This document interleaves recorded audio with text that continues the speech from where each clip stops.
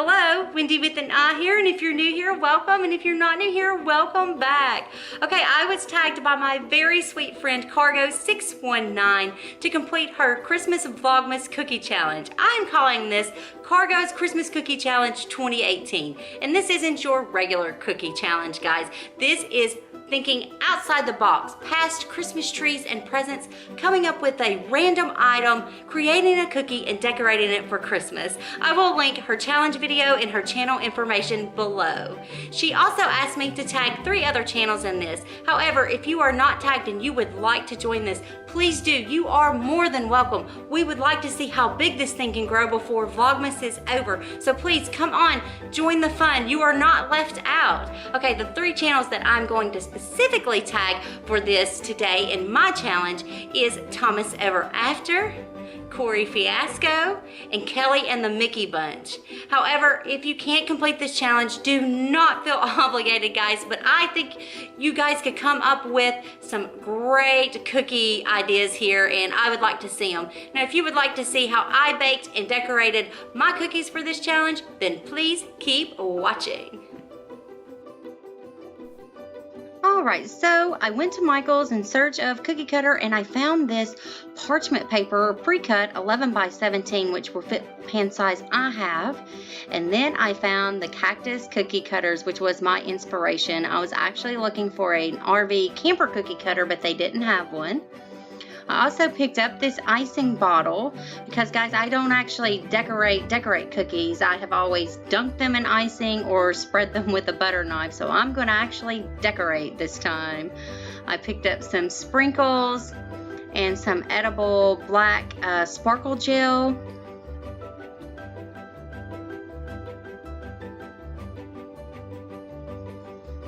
And then I also had food coloring. I need vanilla extract and almond extract for the icing I'm going to make. And instead of reinventing the wheel for this, I just picked up the Betty Crocker sugar cookie mix. I needed some powdered sugar and light Karo syrup for my icing. And I picked up extras just in case I really mess this thing up.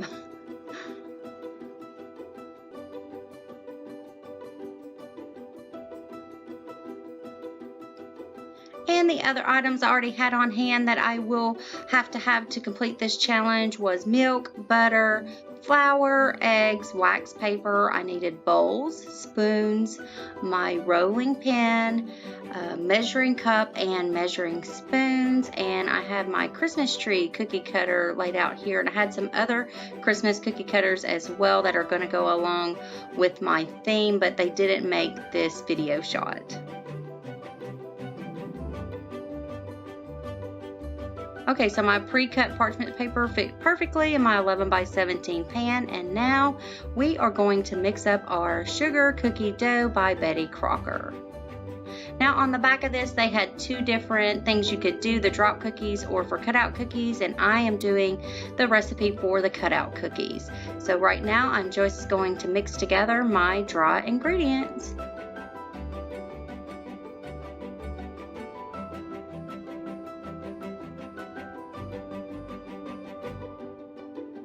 And next I am going to melt my butter as the instructions say.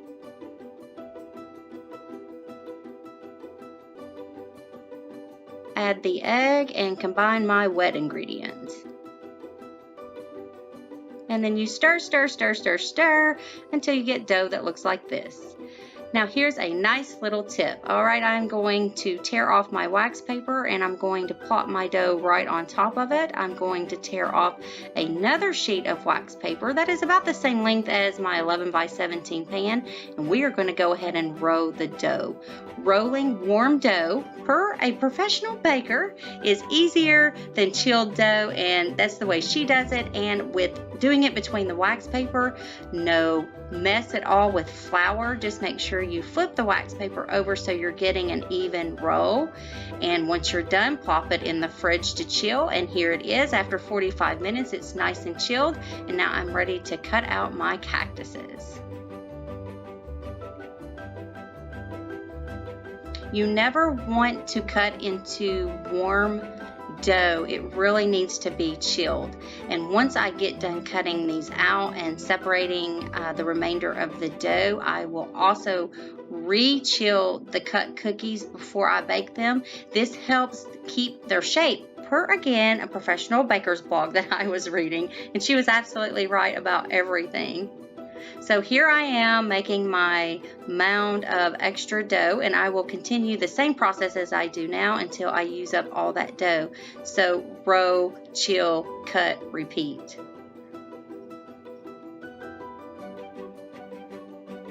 And I'm going to place what I've cut on my cookie sheet, and like I said, this will go in the fridge for about 30 minutes, and then I will bake at 375 for 7 minutes.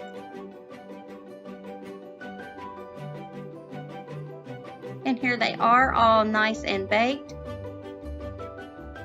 I'm going to remove them from the pan so they can completely cool. I am not a professional baker, so I don't have like a wire rack, so I just let them cool right on the parchment paper. Now we're going to mix up our icing, and this recipe is from my mom, years and years old. So 1 cup of powdered sugar.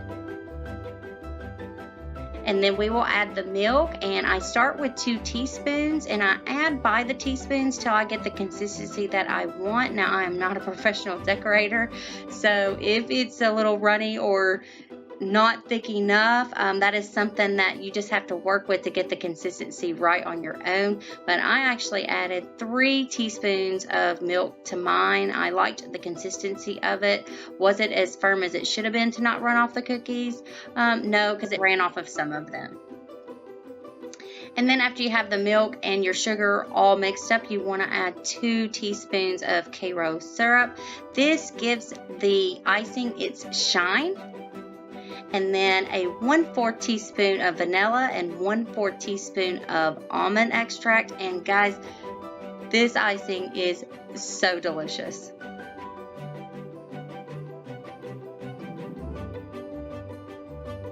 Once that is all mixed up, we're going to add our food coloring.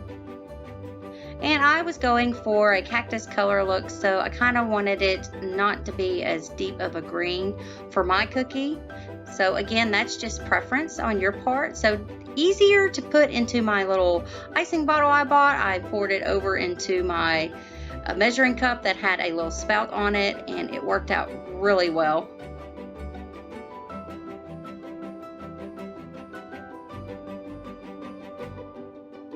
And here we go. So you want your cookies completely cool before you start icing them, because the icing will run, or this type of icing definitely will, I know. So I just took a toothpick and I am going to spread out the icing I put in the middle of it.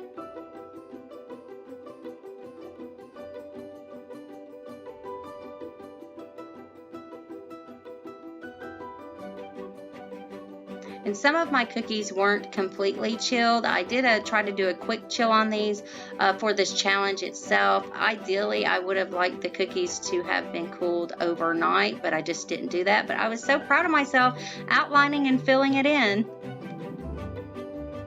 I had never done that before. So now I'm going to put all of my sprinkles into their little bowls. Yay!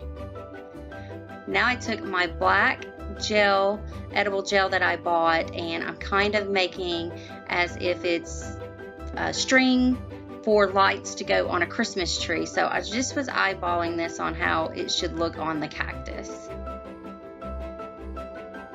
You can be as creative as you want with this. And then I decided they needed faces.